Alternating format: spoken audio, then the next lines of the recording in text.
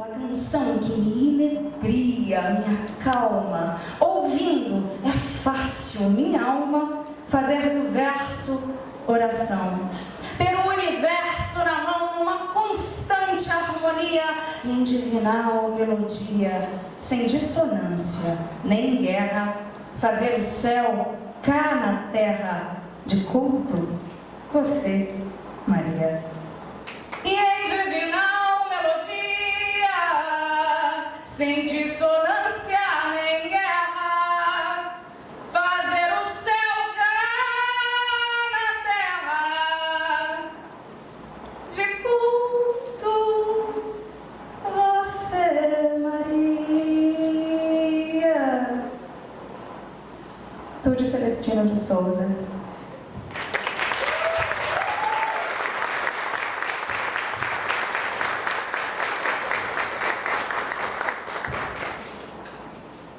Salve poesia! Eu sou de Netude, eu sou atriz, mas me dedico em especial à resta, e ainda mais em especial à resta da obra de Tude Celestino de Souza. A gente tem o slide do poema anterior. A gente pode ver aqui em É Fácil Fazer Poesia, que, como eu tinha dito à tarde, né? Tude situa em Ipitanga, embora já tivesse sido composto em 81. Que é um aspecto dessa memória que consta não na obra, mas no ato do poeta. É Fácil Fazer Poesia era uma canção de Niná, com a qual meu pai me... Falou eu de novo, agora que eu tento falar, mas eu não consigo. Com a qual meu pai me embalava todas as noites que eu me lembro que ele me pôs para dormir. Era com isso, foi uma canção. E é por isso que eu começo o recital de poesia tudina, sempre trazendo à minha memória esse poema, canção que ainda me embala, e agora não só mais para o sono, mas para a vida, para estar acordada. Desculpem, eu sempre tento não me emocionar, mas não dá, ainda não aprendi essa parte. Bom, a gente tinha previsto fazer um pocket desse recital, né, de poesia tudina, que se chama Atitude Celestina. No Atitude Celestina a gente trata em especial de alguns sonetos. E como é que está nosso tempo para saber o quanto a gente se estende? Ah, tá bom. Então, eu selecionei alguns poemas, em especial alguns sonetos, do recital Atitude Celestina. E como essa atividade de hoje é uma homenagem a João Ubaldo Ribeiro, a quem eu não tive a honra de conhecer pessoalmente, embora tenha tido a alegria de receber dele um e-mail no qual ele comentava o soneto que se seguirá, Boêmio 2. Esse. Como é visto aqui, Tude compôs para Gilberto Baraúna. Mas um amigo comum, Paulo Levita, que era amigo de infância de Ubaldo, quando me ouviu recitar Boêmio, eu disse: menina, seu pai não conheceu Ubaldo, não?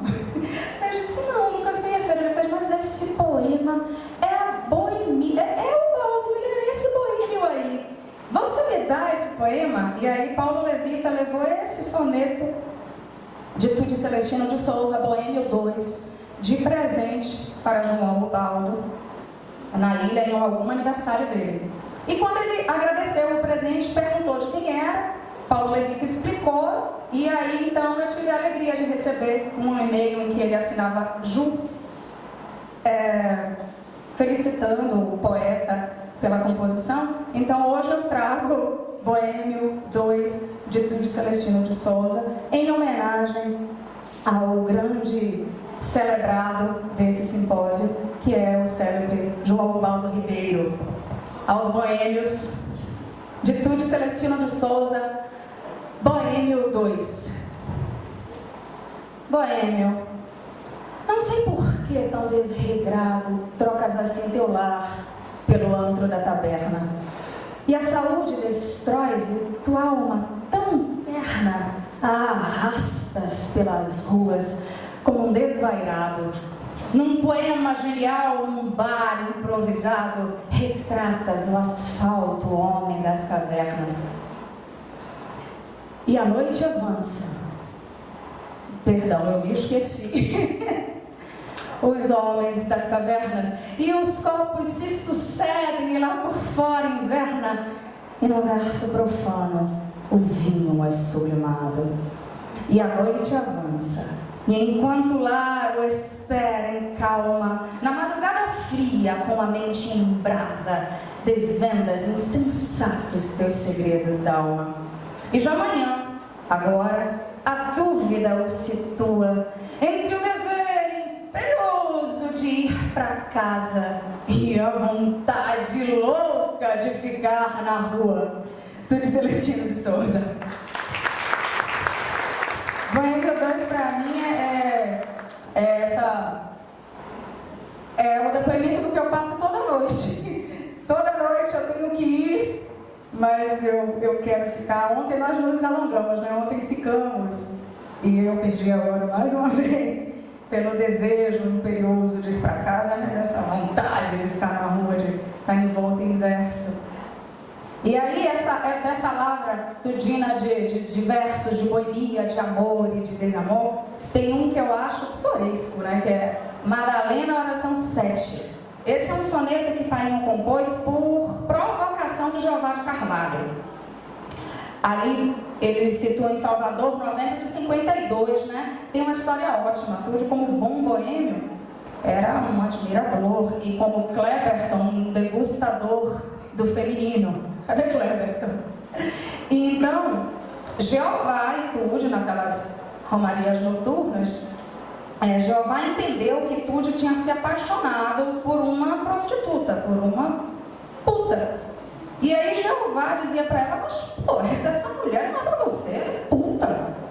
E aí Tude respondia, não, ela não é nada disso, ela me ama, eu sei que ela me ama.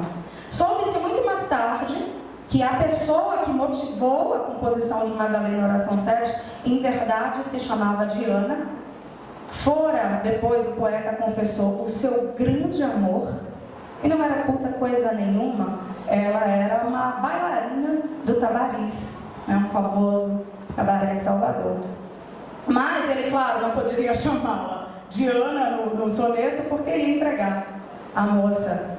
Então, aludindo a essa crítica feroz dos amigos dos boêmios que diziam que ela era uma dama imprópria para aquele cavalheiro Tude Celestino de Souza, ele deu então o nome ao soneto Madalena como uma alusão àquela primeira Madalena, que a história da humanidade registra como tendo sido a primeira no exercício desse suposto ofício. E a oração 7, em verdade, era o endereço onde a Madalena do poeta o recebia. Tude frequentava a Rua da Oração, no número 7, onde vivia Diana. No prefácio da segunda edição do Asas de Ouro, Jeová de Carvalho traz esse depoimento sobre Diana e a frequência com a qual Tude Celestino visitava a Rua da Oração, no número 7. O que a gente pode ver nesse soneto é assim, uma coisa que me encanta do fazer literário de Tude Celestino de Souza, né? Que em 2 quartetos e 2 tercetos ele apresenta uma tese, uma antítese e uma síntese, né? Desse debate sobre Madalena. Quem afinal é essa Madalena? E em resposta a essa crítica mordaz dos amigos, o soneto Madalena Oração 7 é hoje tido, inclusive, como uma referência quanto ao empoderamento da mulher e a liberdade e o direito ao afeto, para além de qualquer ofício. E, em resposta à crítica desses amigos, o poeta respondeu simplesmente: sim, dizem que ela é fútil, ébria, preguiçosa, intrigante, ranzinza, atra e debochada. E que também é falsa, astuta e muito prosa, blasona por aí afora e é desalmada. Dizem também que ela é torpe, asquerosa, e que na alma de lama traz no imo guardada a cobiça mais crua, a tara mais nervosa, e que é enfim perdida, despudorada. E eu creio que ela é pura, como uma nuvem aspersa, linda gota de orvalho em florida mangueira, caindo de manhã em perfume imersa. Também creio em seus olhos. Eu não me iludo. E se ela é fútil, ébria, astuta, traiçoeira, o que me importa? Eu gosto dela, é com defeito e tudo. Tudo Celestina de Souza. Eu queria ter conhecido essa Madalena Jupainho, né? Foi o grande amor do poeta.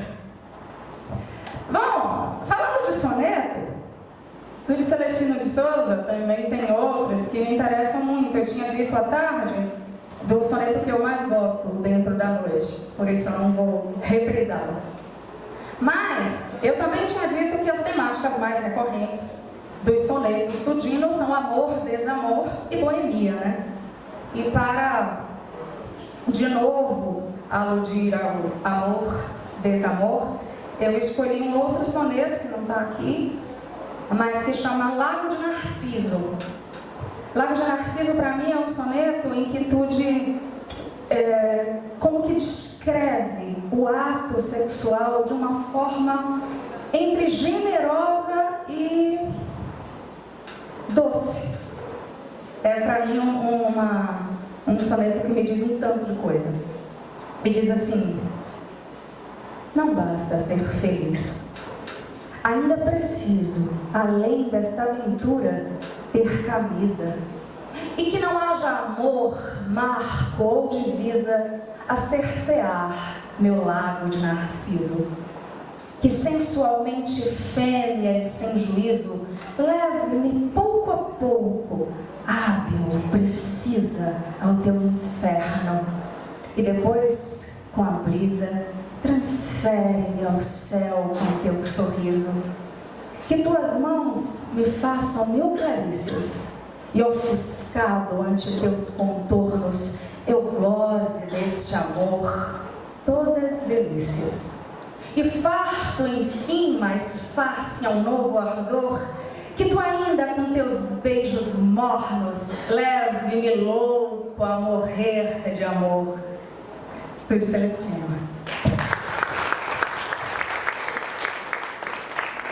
E, por fim, porque o tempo quase que urge, né?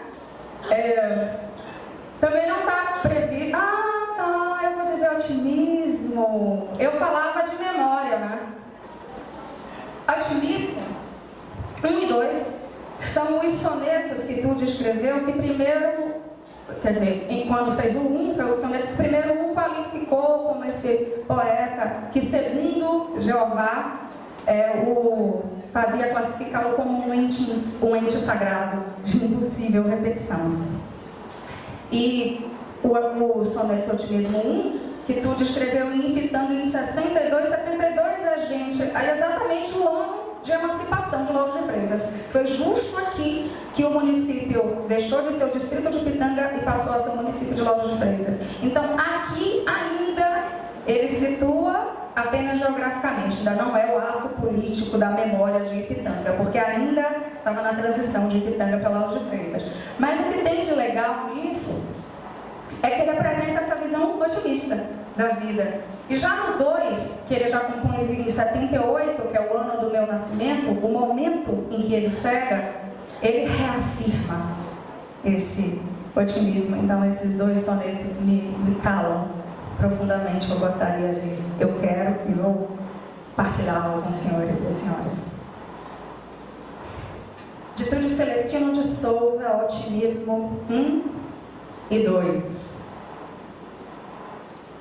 A árdua jornada eu fiz, o sol a pino, os pés descalços, sem farnel, eu vim, trilhando a longa estrada do sem fim, lutando contra a força do destino.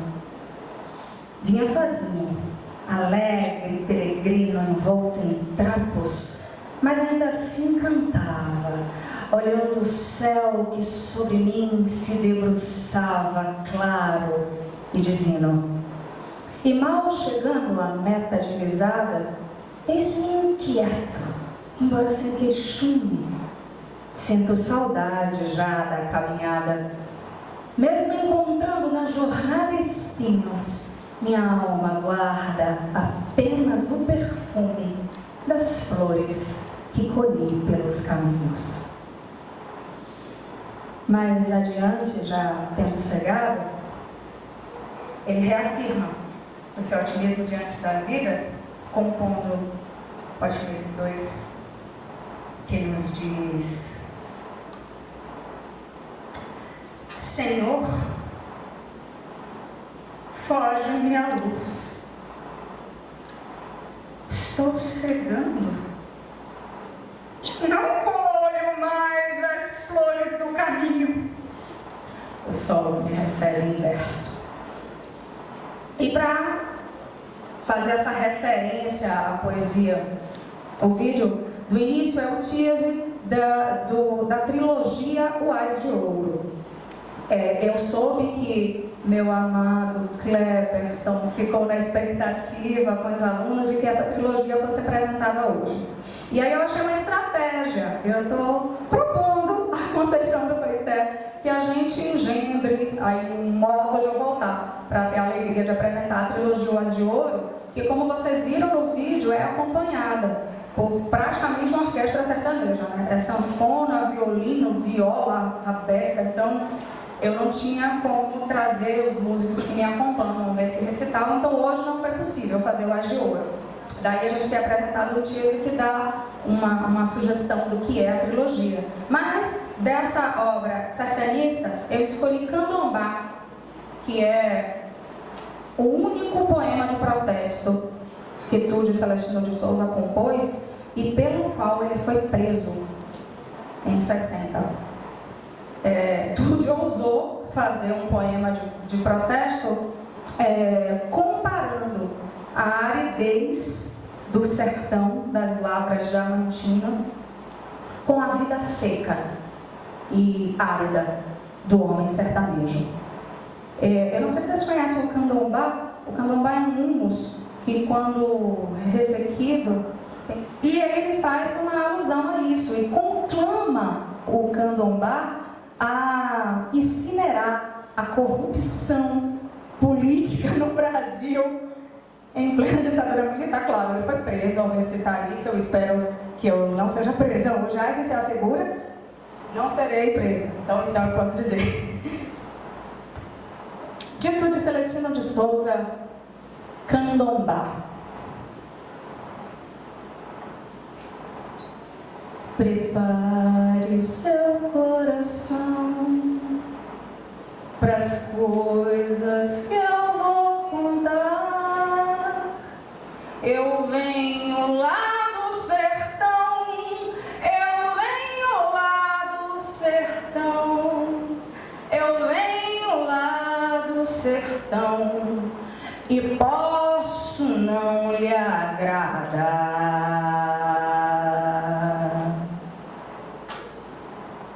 Entre as pedreiras que encerra nos seus veios a turmalina, nas lavras diamantina, naqueles confins da terra, nas brechas secas da serra, onde o sol vai queimar, naquelas bandas de lá do malfadado sertão, onde o ano todo é verão, é que nasce o candombá. Sertão sem lei, sem nada, onde toda a plantação e também a criação morreu tudo esturricada na terra seca, queimada. É que nasce o candombá, que serve para se queimar e acender os fogão. Candombá é no sertão o gás do povo de lá. Sertão que quando há fartura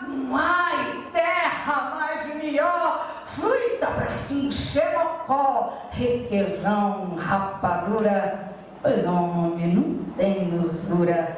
E as mulheres, é uns amor. Aí sempre bons cantador que com uma queda d'água vão chorando suas mágoas e cantando suas dor. Mas se as seca, farta tudo, bernado, pão, a justiça, não tem doutor, nem polícia, nem instrução, nem estudo, os governos sempre mudo, não se tem pra onde apelar, o povo bom a penar, de um lambo é que se cobre, e a vida seca do pobre é uma do candomblé, e a seca firme demora com toda a sua maldade, e então se a felicidade diz adeus, vai-se embora, a fome diz está na hora, e os homens de posição que nos tempos de eleição abraça o povo se rindo, vão tudo se assumindo, sem arma, sem coração. Candomblé da providência, faz o teu fogo queimar, ou pelo menos esquentar dos governos a indiferença, queima os papéis das pendências dos vidraçados salão, reduz a cinza os ladrão e mostra no teu zi que nos mapas do Brasil tu menzeste o sertão. Salve sertão, salve poesia.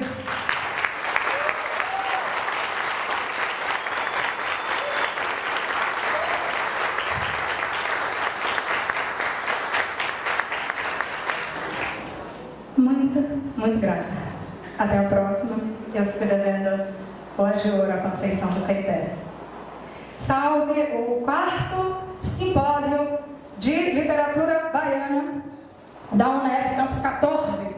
Eu agradeço o convite do nobre doutor Adriano Vaz, meu amigo querido, e parabenizo essa cidade por essa iniciativa, além de agradecer pelo acolhimento aqui recebido. Boa noite.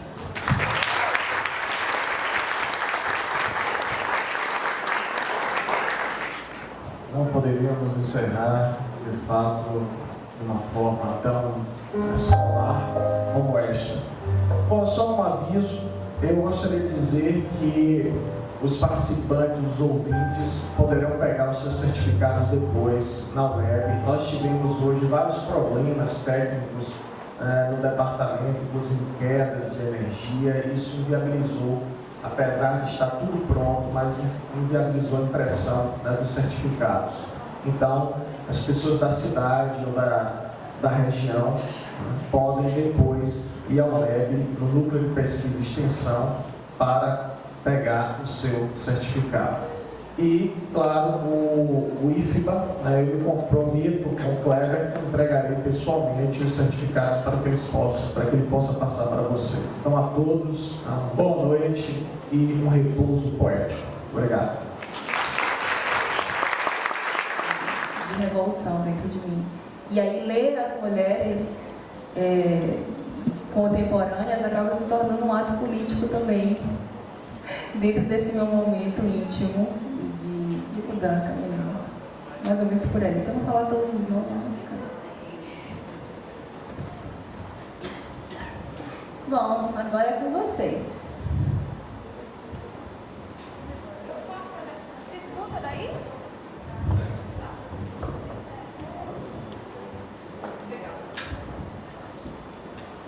Eu quero fazer uma pergunta para Clarissa.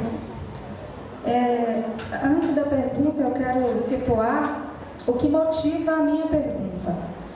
A gente vinha falando, vocês vinham falando na mesa, sobre essa coisa do cânone, né? Da reverência, do reconhecimento aos cânones, mas também do acolhimento dessa contemporaneidade. Como é sabido, a minha formação é em teatro, e eu tive a alegria de ser formada pelo célebre mestre do teatro baiano, Arido Dédalo. E quando a gente estudava os clássicos no teatro, A Arilda um dia disse para uma atriz que quis desconstruir, influenciada por Beckett, quis desconstruir a interpretação de um soneto de Shakespeare. E a Arilda interveio e disse assim: minha filha, eu não acredito em iconoclasta que nunca foi santeiro. Primeiro conheça Shakespeare. Primeiro diga o soneto de Shakespeare à moda de Shakespeare. Depois você adapte e desconstrua, né, conforme Beckett. E daí vem a minha pergunta. Na sua literatura, você tendo recebido essa influência dos nossos cânones, mas também dialogando com a sua contemporaneidade, você se vê uma poeta iconoclasta ou santeira? Uai, você pegou o microfone e disse, tenha medo, né? Não, mas é uma pergunta interessante, assim. Eu tenho só 2 livros publicados, né? E tem umas coisas aí que eu estou fazendo. Tem muita coisa escrita, mas esse trabalho de seleção mesmo que a gente vai fazendo. Eu acho que Na Pata do Cavalo não é um livro iconoclasta. Não acho. É claramente de matriz clássica, assim. Não acho um iconoclasta, não. E não reduzo por isso também. Claro, entendi bem o que você perguntou. Agora, eu acho que é de matriz clássica, mas é contemporâneo. Tem traços, tem coisas que são desse tempo que eu estou vivendo agora, né? Eu estou sendo uma mulher do meu tempo. Uma escritora. E aí, acho que o que eu estou fazendo agora está mais... Não sei se classificaria como iconoclasta, mas está caminhando mais para uma destruição, porque é fruto desse momento que eu acabei de falar, essa evolução, esse retorno de Saturno infeliz que está atormentando meu juízo.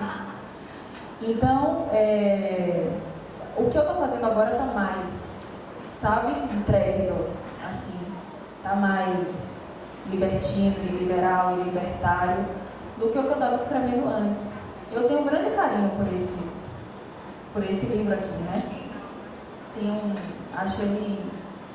A capa é a melhor coisa do livro, né? A capa é o que entende melhor aqui. Mas é isso, acho que é nesse caminho, Tina. Acho que a gente... É muito do que... Foi um professor que falou isso? Pois é, você não pode... O que acontece muito, que é um perigo, a despeito dessas novas teorias, é a galera querer desconstruir sem ler. Aí diz que Drummond é racista, pá, e tal. Não leu com profundidade a obra da galera para você poder interferir e criticar de uma maneira mais segura, né, de uma maneira mais lúcida e mais justa. E aí você tem que, para você ser iconoclasta na literatura, você tem que comer muito feijão com arroz, né? Tem que labutar muito para você conseguir alcançar primeiro a sua identidade e depois ir destruindo para construir uma nova coisa, né? Aí vem os imitadores de Leminski, de Manuel de Barros, que eu acho o Manuel de Barros muito iconoclástico dentro da literatura nacional. E aí vem a galera que quer destruir a moda e acaba fazendo uma poesia que não se sustenta porque não alcança aquilo que a poesia de relevância estética precisa ter, que é um pouco de identidade. Se você for repetir, reproduzir o que já está feito, é melhor que você não escreva. Respondi, gata. Valeu, obrigada.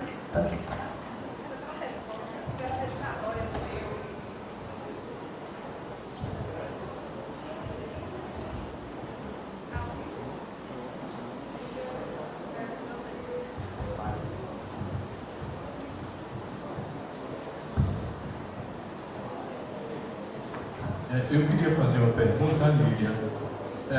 Lilian, você está trabalhando com carta, como você falou. Quando você começou a falar, eu fiquei fascinado, né? Ele foi interessante, né?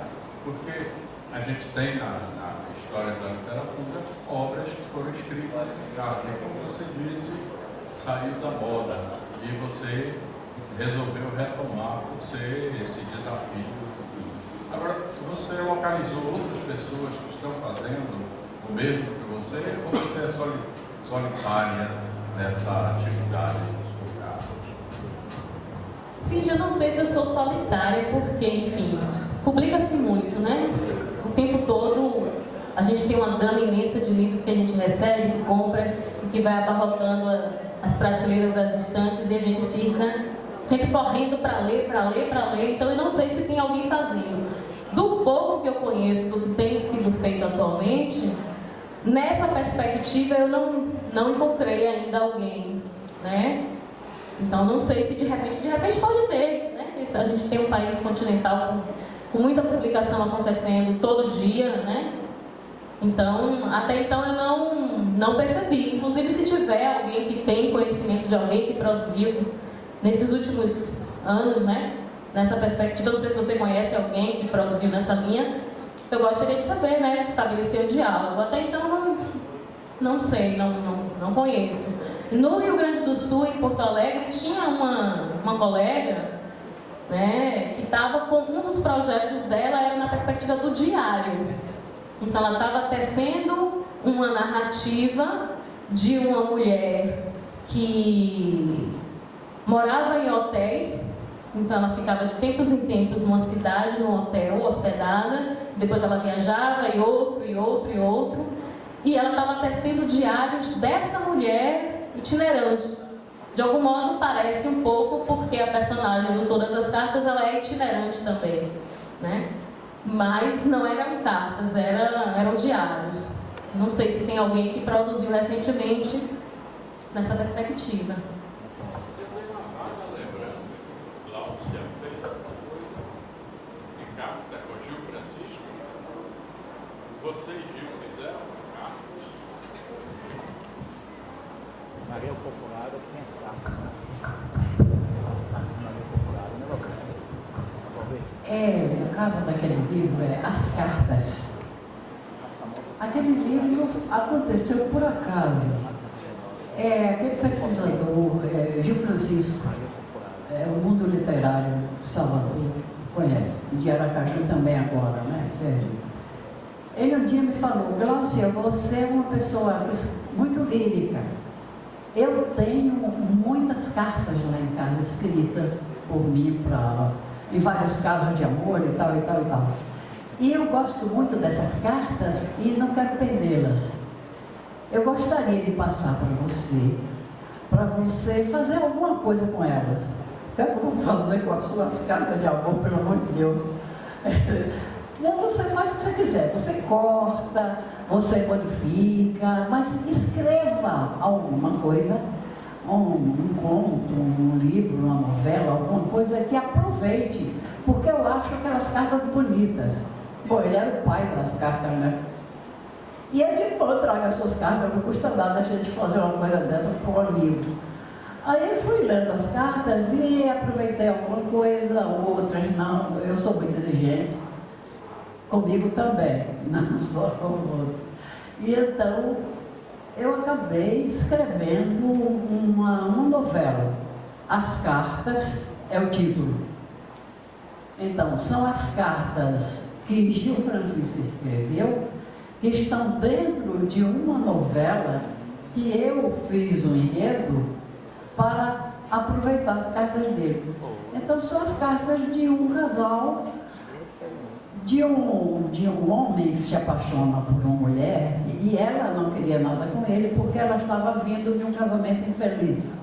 Então, as cartas mais apaixonadas do Gil Francisco, eu aproveitei para serem as cartas que ele mandava para essa personagem. E o livro foi tecido todo dentro dessa trama. Depois devolvi a ele o que ficou, e o livro foi publicado por uma editora que passou como um meteoro em Salvador, a BDA. Ele levou... Não aconteceu grande coisa com o livro, porque não houve lançamento, porque logo depois a BDA se desfez. Vocês devem se lembrar da BDA, naquela época. Inclusive tirou um romance meu, um romance que foi premiado, a Chama da Memória, que você, Cid, comentou naquela sua coluna da tarde. E você disse assim: mande esse livro para uma editora grande. Eu me lembro disso, lá no Gil a gente não esquece, né? Pois é. Então,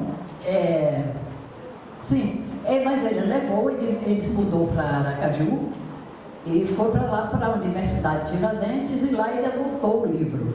Eu tive a notícia, não foi ele que me contou, porque esqueceu, possivelmente. Mas o livro foi adotado lá. Ele também tinha interesse nisso, porque o livro saiu. As cartas, ou destinatário desconhecido, ou me esqueci, tinha uma outra sugestão de título. E foi mais? E é só isso. Parece que o professor Valverde fez um sinal ali. Ele conhece o livro, é? Não.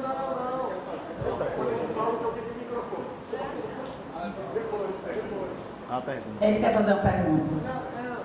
Tá bom. Então, a história do livro que eu tenho sobre as cartas, que o professor Cid Seixas lembrou agora, é essa.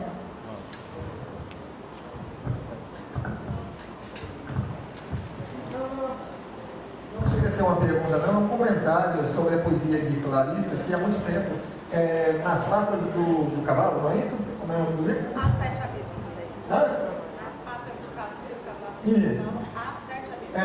Eu li seu livro, né, depois que eu adquiri lá em Euclides da Cunha, e gostei muito. E lendo o prefácio de Ruiz Figueira, ele cita algumas passagens em que você já se pode vislumbrar uma grande escritora, aquele negócio, sabe? Eu estou falando isso mais para rebater essa ideia aí de é mulher e é inferior logo de saída. E eu digo ao contrário, eu gostei muito e ia passar um e-mail para você, mas o tempo, alguma coisa e outra, está lá em cima de minha mesa do livro, e até hoje eu acabei não passando esse e-mail, justamente parabenizando por algumas outras imagens. Ruiz Pinheiro identifica algumas imagens assim realmente muito fortes, daquelas que já indicam, apontam a escritura que você está se tornando, né, o seu futuro que você vai ter. E eu identifiquei umas tantas outras muito boas, imagens muito fortes, e que transcendem muito de longe essa discussão de que eu acho que você tem um perfil clássico, sabe? E eu acho isso importante, você conseguir ser clássica, mas trazendo novidade, frescor das imagens, sabe? A gente nota um frescor nas suas imagens, aliado a uma força, uma alta tensão assim, lírica. Você consegue realmente passagens assim que você vai longe. É só isso. Agradecer. Valverde, muito obrigada. E por tudo que você falou, você é um estudioso e tal, eu fico feliz. E a minha fala, assim, não que você tenha falado isso, mas a oportunidade de dizer, não é uma fala ressentida. Eu tenho sido acolhida, assim, de uma maneira muito bacana pelos meus colegas mais velhos, com quem eu dialogo, né, e tudo mais. Então eu tenho tido uma receptividade muito bacana por parte de muitos leitores também, em eventos que eu vou e tudo. Mas é porque quando eu não posso deixar de registrar também essas coisas. Diga.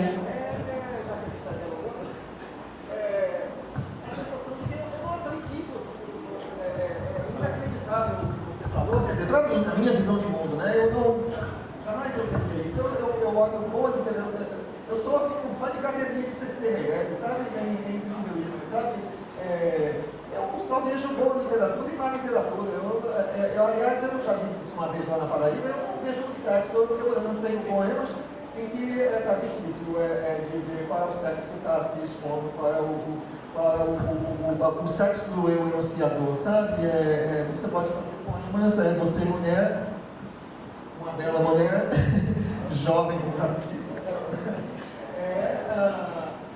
pode ter uma dicção masculina, ou uma pessoa declaradamente assim, um camarada com uma voz bonita, assim, de radialista como Cid Seixas, pode ter uma relocução de repente feminina, não tem nada a ver. Eu olho boa literatura e Você, mas a maioria dos críticos, não, pelo menos aqueles com quem eu tenho visto, eu vejo muito isso, colegas, escritoras que passam por esse tipo de situação e que são reduzidas. E acho que hoje isso está se desfazendo muito, mas nós temos uma longa tradição de invisibilização do trabalho da mulher, e não é só o trabalho literário, não. Né? É em todos os setores. Você ainda tem dentro de uma mesma empresa mulheres que ganham menos que homens, homossexuais que ganham menos que homens. A gente ainda opera muito por binarismos, branco, preto, saúde e doença, bom e mal. Né? A gente ainda não acordou tanto para a mobilização do deslocamento do centro.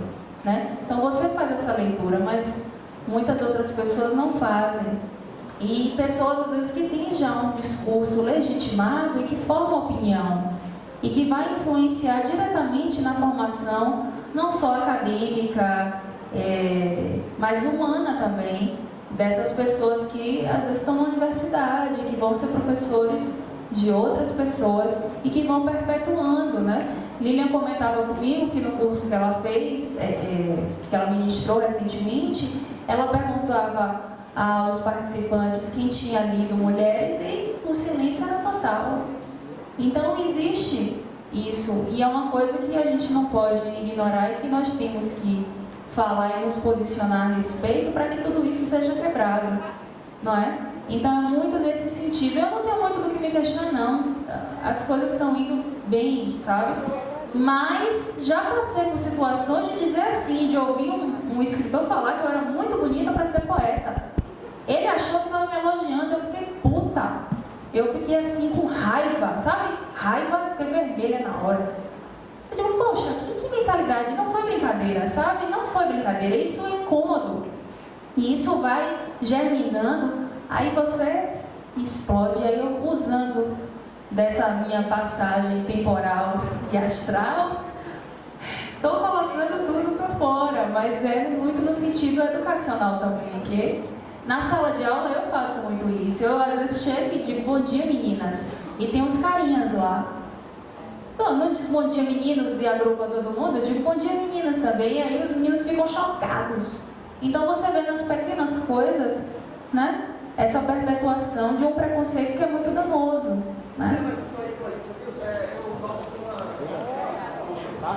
eu noto uma certa falta de sensibilidade, porque a gente analisa qualidade de texto. Por exemplo, eu tenho uma obra completa de Fernando Pessoa e tem lá uns versinhos que jamais ele iria publicar, vamos dizer, claramente inferiores ao que é a grande obra de Fernando Pessoa. Entendeu? Todo artista tem, Pablo Picasso tem obras superiores e inferiores, por isso ele usa o termo obra-prima. Entendeu? É ter sensibilidade. Isso a gente desenvolve ao longo de muito tempo. Entendeu? Eu, por exemplo, levei 20 anos para saber o que é uma pintura boa e o que não é uma pintura boa. Entendeu? E poema eu sei, eu faço oficinas de criação literária com meus alunos e há muitos anos que eu faço isso, e interessante, eu vejo versos sublimes de pessoas, de alunos na sala de aula, que pode sair, todo mundo é capaz, eu defendo a tese que todo mundo é capaz de fazer pequenas obras de arte. Não sou daquele tipo que defende o artista iluminado que já nasce, vem de berço, não. Eu acho que todos, isso eu provo aos meus alunos, consigo fazer isso e comprovar que todos são capazes. Agora, daí a ação do bom produzir uma estupidamente qualidade em cima de qualidade como o bom produziu, aí dedicar uma vida toda à escrita, né? Ele diuturnamente está envolvido nisso, né? Mas eu acho que o olhar é esse, um autor faz grandes obras e faz obras menores, todos eles. O brasileiro, o Roberval tem obras sublimes, já outras. Eu ainda participei de uma banca lá de mestrado essa semana em que eu trabalhava com o Roberval e realmente eu falei, olha, rapaz, as escolhas não foram as que eu faria, não pegou os poemas mais sublimes de Roberval. Ele tem, entendeu? Mas está nisso aí, agora essas questões menores que eu acho, entendeu? É de gente sem sensibilidade. Sem querer me deter muito nessa questão, porque eu acho que tem tantos outros aspectos importantes do trabalho de vocês, porque os exemplos que deu de comentários são exemplos tão banais e rasteiros e historicamente, né, comprometidos que deveriam estar abaixo até da crítica deles, embora eu saiba o quanto isso, não tenho a mínima dúvida do efeito, do aspecto machista da sociedade. Eu estou falando apenas que eu estou diante de duas pessoas bastante sensíveis, autoras, né, já num processo de reconhecimento bem efetivo e grande, e às vezes essas coisas incomodam e puxa a sensibilidade da pessoa para um lugar que não é, porque a pessoa está pulando mais além. E eu quero dizer o seguinte, o meio literário, gente, é uma contradição, primeiro artístico, é um lugar de pessoas inicialmente sensíveis e receptivas das coisas, mas é um jogo bruto, e não é só com mulher também, não. É um jogo bruto, e não é só aqui na Bahia, nem é só nesse tempo que nós vivemos. Nós temos registros de livros, romances, tem o Henry James, que já tem livros sobre escritores, São Esteban tem um romance, um jogo bruto de maledicência, que não é apenas por aspecto do gênero, mas pelo aspecto do sucesso de alguém que incomoda profundamente as pessoas. Então, temos aqui, eu gostando, vou reduzir minha fala o máximo possível, mas eu quero dizer apenas assim, pegando o exemplo de Clarice, vou dar um exemplo dela porque ela ganhou um prêmio importante da Academia de Letras da Bahia, que é uma instituição. Um prêmio nacional, no qual houve um número enorme de pessoas que me lembram, eu não me lembro exatamente qual. Na banca tinha um poeta, um grande poeta, Luiz Pira Filho, e os outros eu nem me lembro quem era. Fernando da Rocha Pérez, 2 homens e uma mulher, né? É um livro que vem, me parece, porque essas críticas diziam assim, olha, essa crítica de dizer assim, pai, você é tão bonita que não sei o que é poeta, isso é um negócio que era perguntar para um isso aí perigoso, porque é uma coisa tão ridícula. É a mesma coisa daquelas, né? Mas enfim, eu entendo. O que eu estou falando isso é porque eu penso que há um outro aspecto do qual essas. Aí quando você fala assim, críticas terríveis, assim, eu fico sem entender exatamente qual é, né? Porque talvez não vocês nem exemplificar. Mas esses exemplos que deu aí, não é de crítico, não é possível que eu tenha um crítico literário, um escritor. Mas se ele escrever isso e botar no papel, vai ficar ridicularizado, eu acho eu.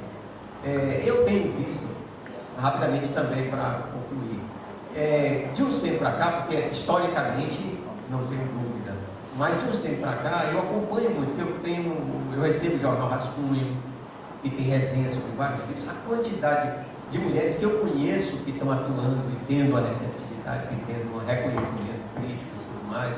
Na Bahia mesmo nós temos alguns exemplos, né? Então eu acho que tem um outro aspecto também, que seja como for, estamos evoluindo, estamos ganhando espaço, e quero felicitar vocês por esse espaço do qual vocês fazem parte, e tocar para frente.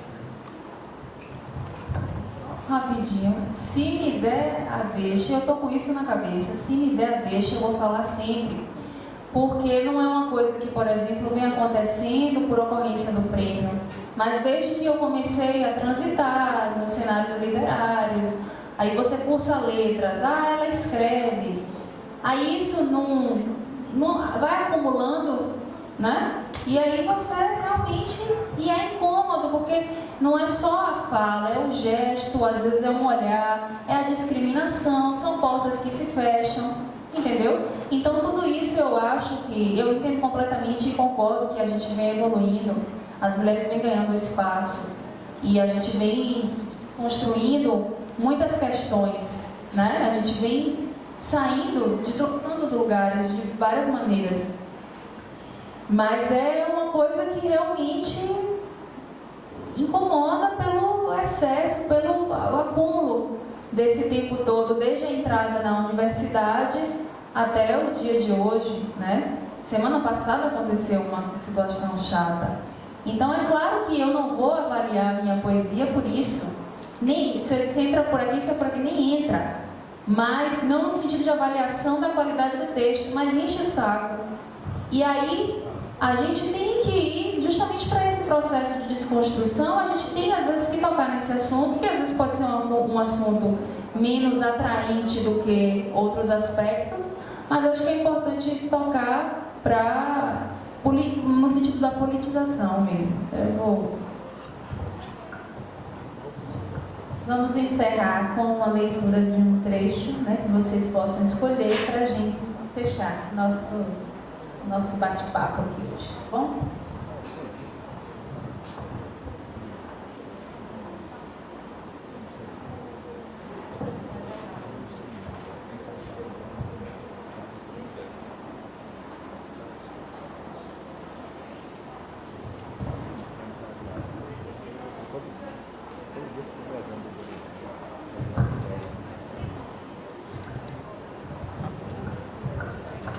Eu vou ler dois, um curtinho e mas nenhum ultrapassa uma página. É rápido, Adriana, prometo. Não se engane. Eu vou ler um em homenagem a Valverde, em que eu coloco uma voz masculina, que chama Umbilical. As casas que me habitaram nunca disseram adeus. No meu corpo de desenganos, cada madeira, cada farpa. Entre o menino que se foi e o homem que não chegara, impõe-se cada cômodo, alguns sonhos, ambas fraquezas. Às vezes penso que quem me pariu não foi a manhida, mas o concreto com frestas que iluminou planos de pipas, minha última barba. A casa que agora me vive é um cubículo, um palácio de pedras agras.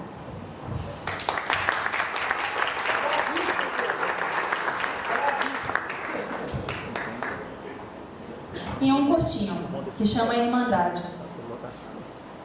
Qual a cor do teu drama? Quantos lares saem de teus cabelos? Com quantos homens se reparte o último fio de desespero? Em tempos de paixão e fome, os credos são maiores que as roupas, os voos maiores que as asas. Muito obrigada.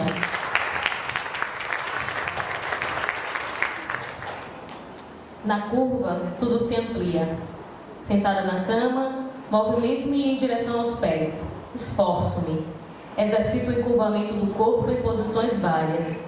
Flexibilizo o tronco e as angulações. A noite é útero. Em posição fetal, exerço a renovação. Curvilineamente, repasso os traçados dentro e fora de mim mesma. O sono embala-me. Quando for o tempo, dançarei com as linhas um bailado sinuoso. O arqueado das minhas costas pergunta e responde: onde estou quando estou aqui? Estou comigo. Obrigada.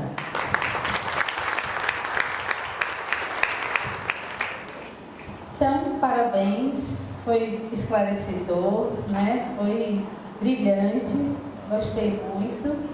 E vamos sair todos daqui hoje, acredito que, né, mais gratificados, né? Conhecedores da poesia e da prosa, né? Vocês duas, né? Lilian e Clarissa. Parabéns, obrigada. Com prosa e poesia assim. A nossa convidada é uma escritora baiana, nascida em Salvador. Escreve romances, contos, poesia, literatura infanto-juvenil e ensaios críticos de arte. Tem prêmios da Academia de Letras da Bahia, da Secretaria de Cultura de Recife, da Secretaria de Cultura do Maranhão, da União Brasileira de Escritores do Rio de Janeiro, da União Brasileira de Escritores de São Paulo, do Instituto Nacional do Livro, no Rio de Janeiro, do Programa Nacional de Biblioteca na Escola. Finalista no concurso João de Barros de Belo Horizonte, dentre outros importantes prêmios nacionais. Militou na imprensa, escrevendo sobre arte em jornais de Salvador, São Paulo e Maceió. Pertence ao Instituto Geográfico e Histórico da Bahia, à União Brasileira de Escritores de São Paulo e ocupa a cadeira de número 14 da Academia de Letras da Bahia. E agora temos a imensa honra de convidar Gláucia Lemos.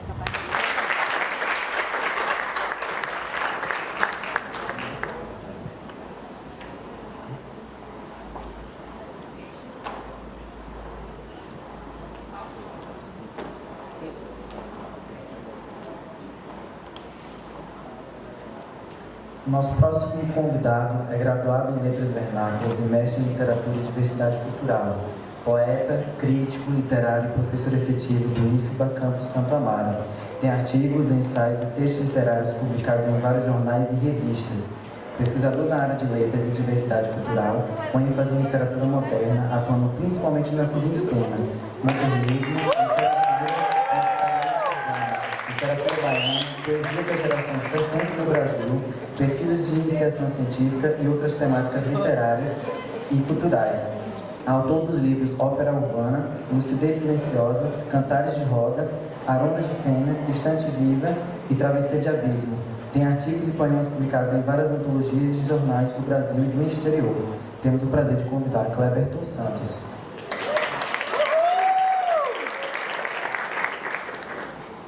E para mediar essa prosa poética, o poeta e crítico literário e professor Dr. Adriano Reisen.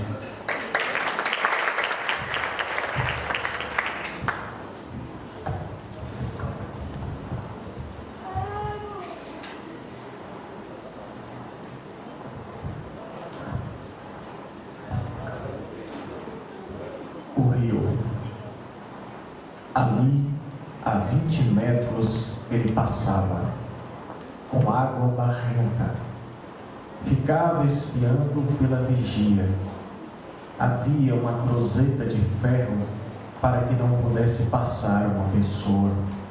Atrás da cruzeta havia também uma tela de arame grosso, para evitar a passagem de mão portadora de carinho ou de mensagem, muito menos passagem, beijos ou simplesmente palavras, mas podia passar pensamento, lembranças podiam passar. O Rio, de Glaucia Lemos, desse livro, que é o livro mais novo, recentemente lançado, Todas as Águas. E é sobre ele que eu gostaria, Glaucia, que você comentasse um pouco. Por que Todas as Águas? E a poética que perpassa cada conto que compõe esta obra. Muito obrigada. Antes de mais nada, eu quero agradecer a oportunidade de estar aqui. Eu fui convidada primeiro, aliás, quem me passou a notícia foi o nosso amigo, aqui, Cleberton. Me falou da possibilidade de eu vir participar aqui, que deveria, que era um convite do professor Adriano Reisen, que eu ainda não conhecia. Para mim é um prazer imenso, eu agradeço, não é a primeira vez que eu venho a uma universidade, nem a uma escola, mas para mim sempre é um prazer que se repete, porque a cada vez é uma vez nova. Todos os dias nós nascemos, não é? Então, cada oportunidade que nós temos é um novo nascimento da nossa carreira. É um passo a mais, é uma alegria a mais. É um significado de que nós estamos indo no caminho certo e que pessoas inteligentes, pessoas talentosas, estão reconhecendo o nosso trabalho. Então, nós chegamos à conclusão de que não estamos aqui em vão. Estamos fazendo alguma coisa que preste. Sobre a pergunta de professor Adriano Reisen a respeito do título do livro. Já havia muito... Eu comecei a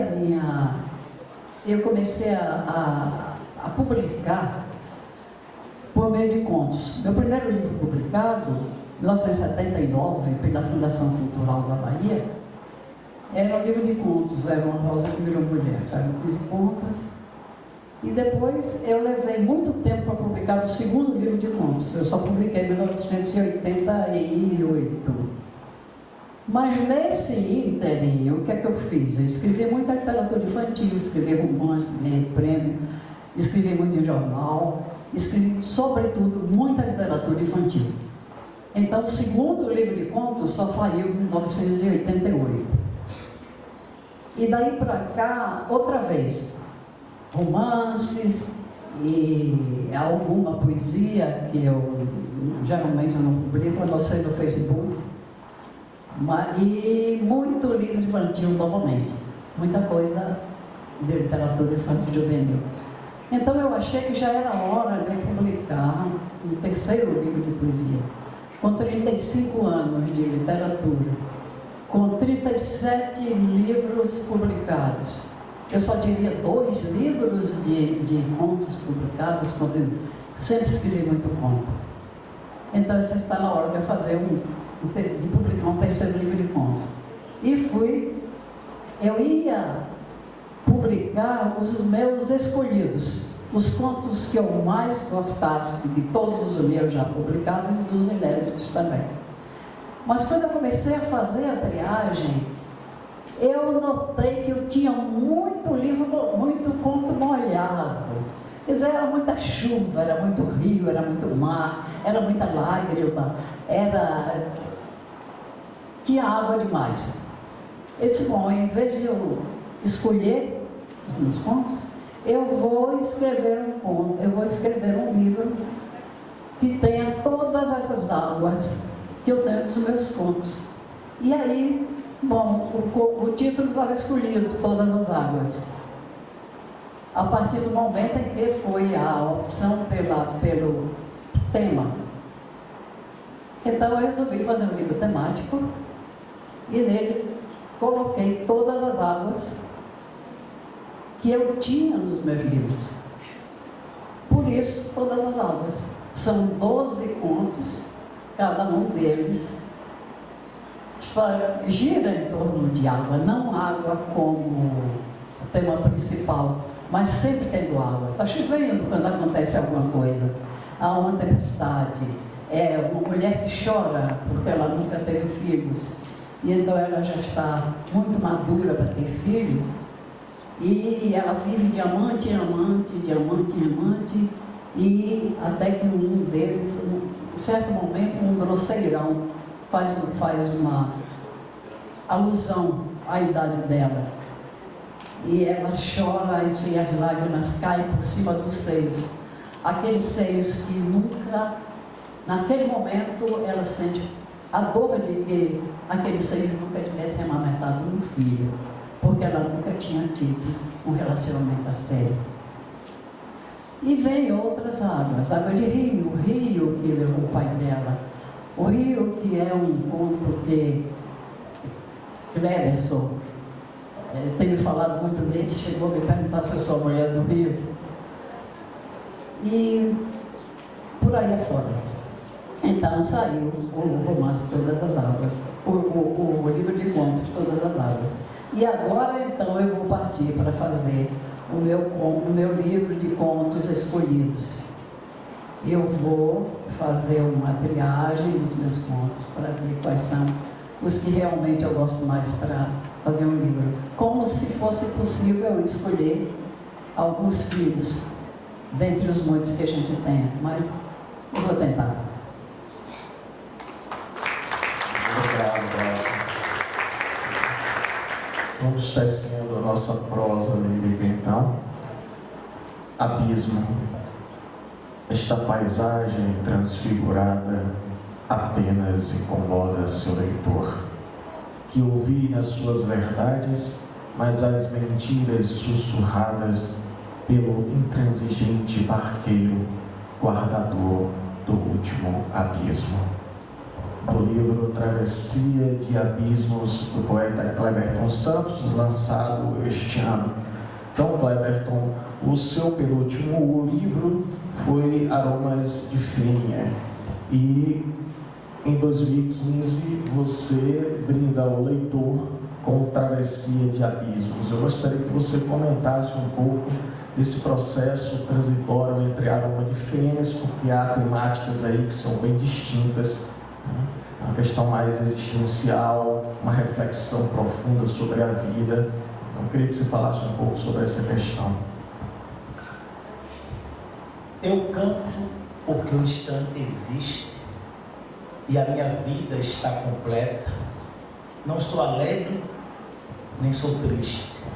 Não sou homem, nem sou mulher. Sou poeta. Cecília Meirelles e Cleberton Santos. Nasceu hoje essa parceria.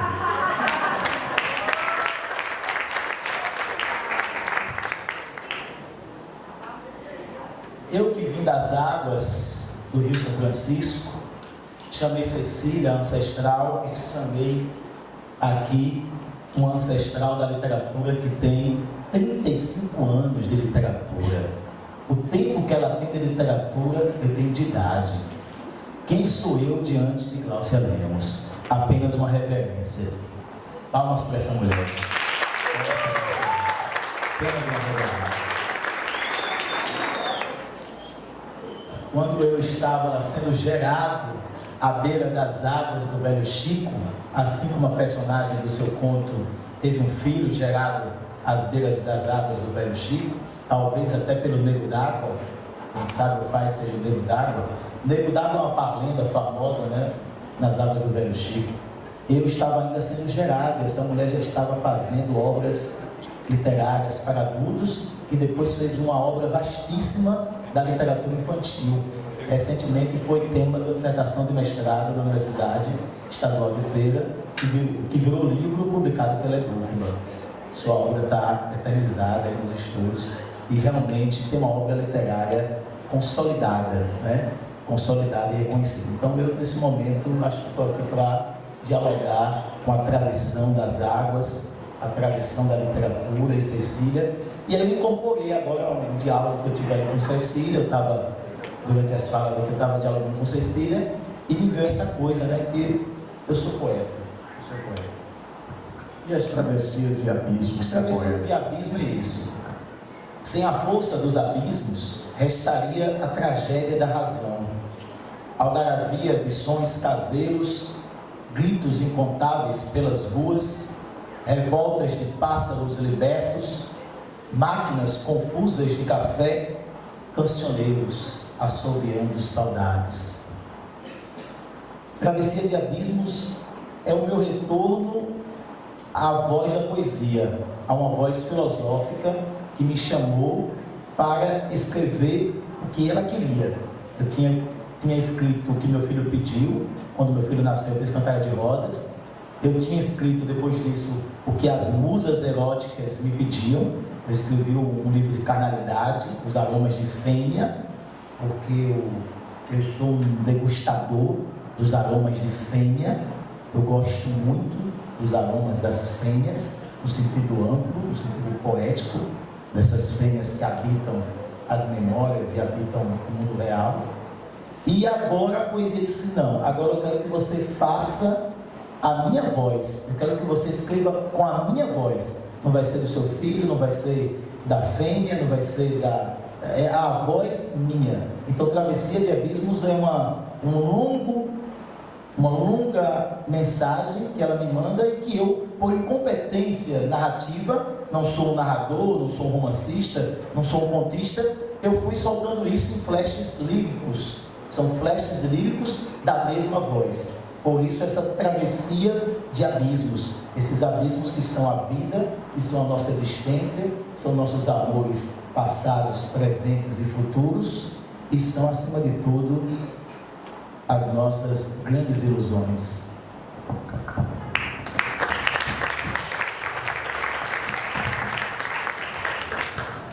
Gláucia, Sandro, à tarde, trouxe uma reflexão sobre a experiência enquanto criador e ele se mostrou impotente no processo criacional em relação à prosa, né, dizendo, né, me retifique se eu estiver equivocado, mas dizendo que ele era incapaz de escrever um romance, pelo menos até então. Então, como é Gláucia transitando entre a poesia, o romance, o conto, a ensaística sobre arte? Essa experiência eu gostaria que você falasse um pouco. Tudo girando sempre vivo na ciranda da memória. Carlos de Roda. Esse livro é prefaciado pelo poeta, professor aqui presente, Sandro Ornelas. O prefácio garanto que é melhor do que o livro. Gláucia, autora com diversos prêmios, não só na Bahia, mas em São Paulo, no Rio de Janeiro, prêmio da Secretaria Municipal de Maceió, prêmio da Secretaria Municipal do Recife, prêmio da União Brasileira de Letras do Rio de Janeiro. Isso a faz uma escritora mais exigente no seu processo de criação? A cada trabalho, a cada conto, poema, crônica, há uma exigência, há um respeito pelo seu próprio trabalho e uma responsabilidade. Tudo aquilo que a gente produz deve produzir com seriedade. E é assim que eu encaro todo o texto meu. Eu não faço um texto, eu posso fazer um texto de improvisando somente ali, mas depois dele pronto, eu vou ler muito, porque eu só entendo que ele está pronto quando ele me satisfizer.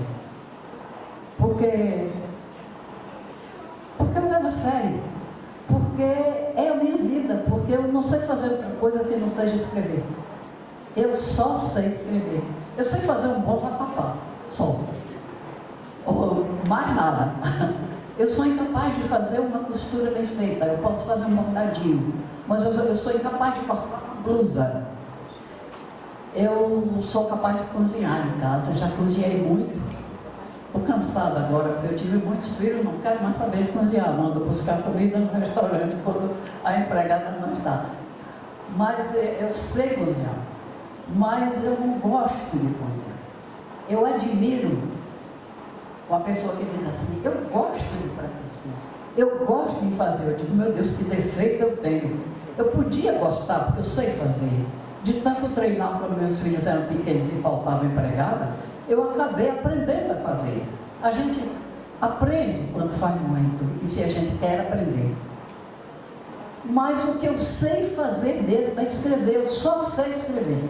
Então, se eu não levar isso a sério, eu não posso viver, eu não presto para nada. Se é a única coisa que eu sei fazer, se eu não tentar fazer o melhor possível, eu nem mereço. O Glaucio, eu queria retomar uma questão anterior, quando eu perguntava sobre a sua experiência do fazer literário enquanto poeta, a experiência da Gláucia, prosadora do conto, do romance. Há um conflito interior para tentar distinguir isso aí no momento da criação, porque eu vejo, inclusive, na sua contística, uma poética que é recorrente.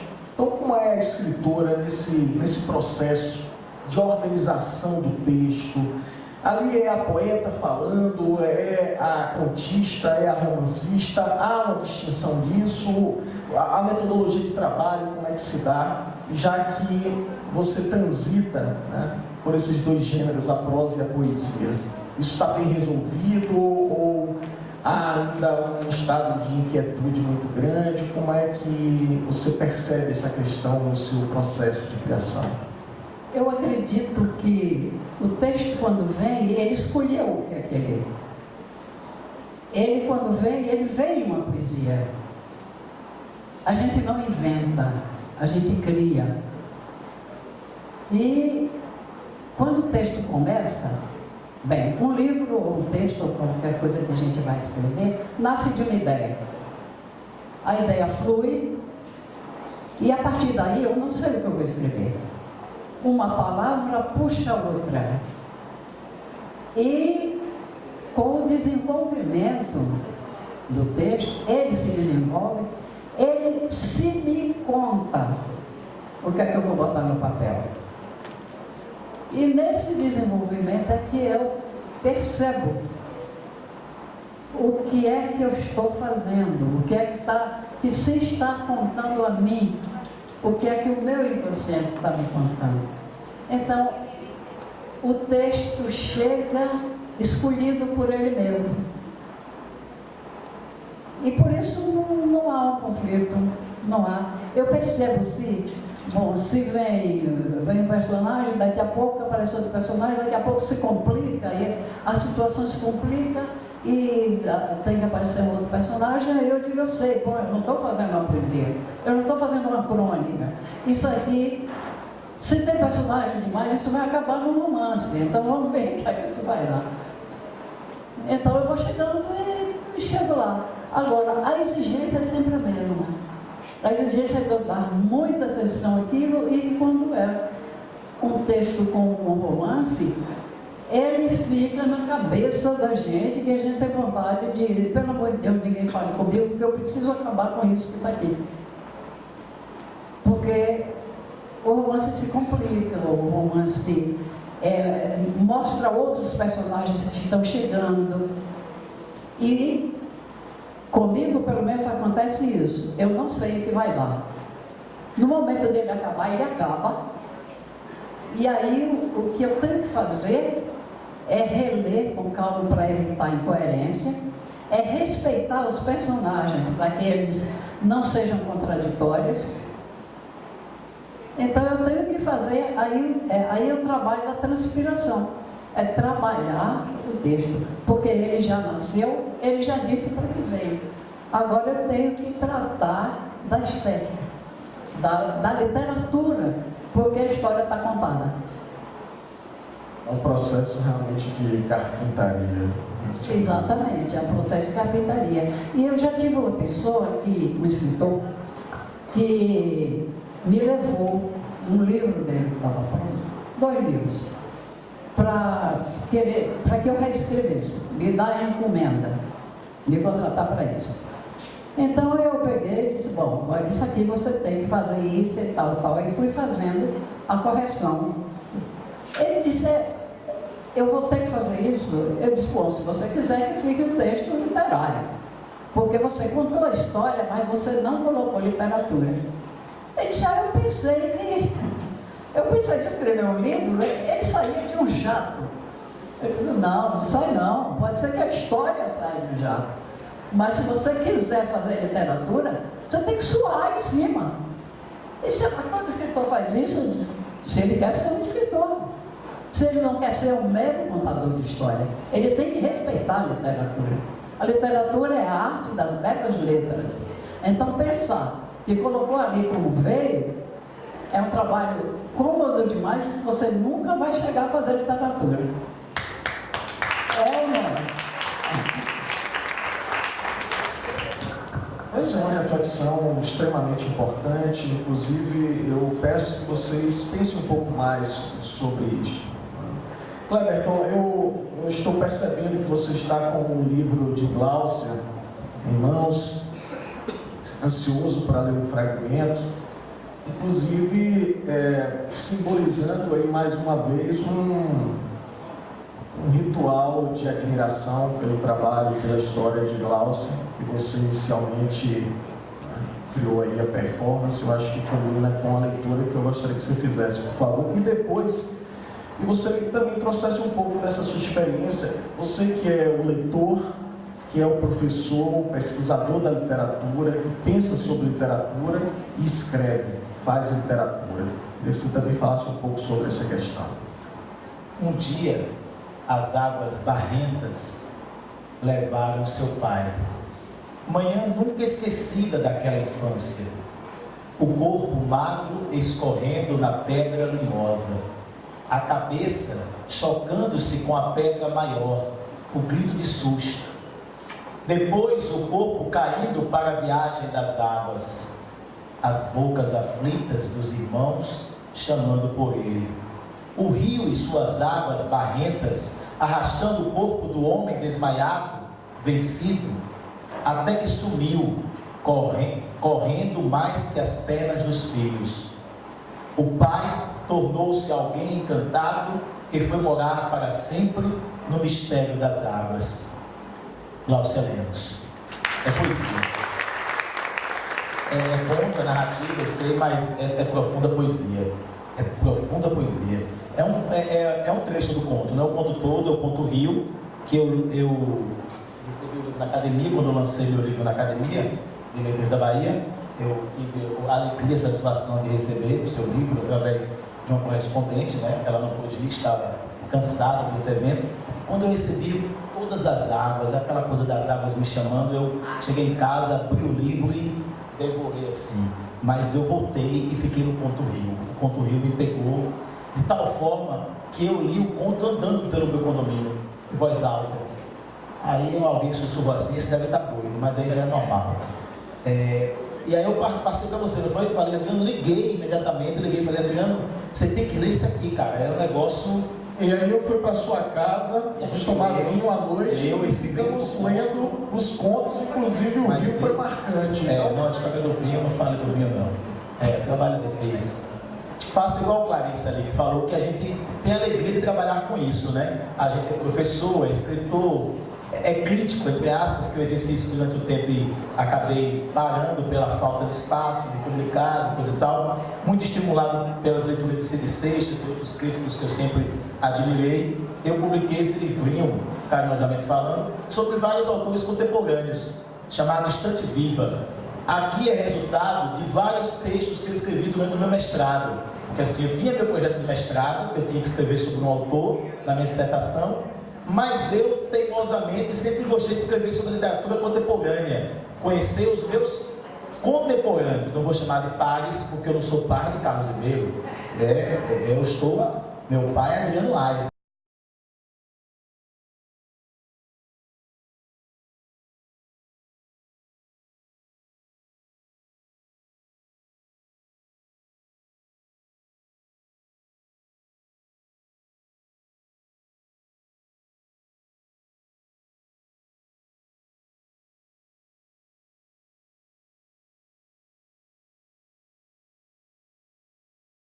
Recado. Chegar em casa, entre na internet e pesquisa o poeta Reinaldo Valim Alvarez, ao qual eu peço um grande saravá. É um grande mestre da poesia brasileira, Reinaldo Valim Alvarez. Paralelo ao estudo que eu fazia da obra dele, no mestrado, eu estava ali escrevendo e publicando no jornal à tarde, no Cultural, e no jornal chamado Tribuna Ferense, que nós tivemos a alegria de, durante 5 anos, em Feira de Santana, a Valverde publicou também.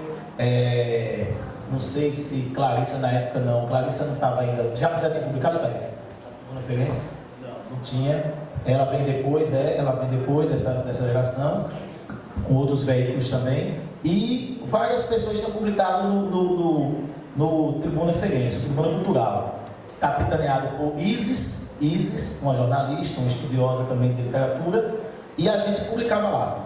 Quando eu terminei o meu mestrado, eu estava com a dissertação pronta e um livro de crítica pronto. Eu reuni todos esses artigos leves de jornal, a literatura para o povo, para estimular, sair para o livro, leia sobre esse livro, diz isso. Uma crítica, a chamada crítica de rodapé, do Carlos Chiaga, né? Ele começou isso lá na década de 20, 30, na Bahia. Então eu fazia crítica de jornal com a literatura contemporânea.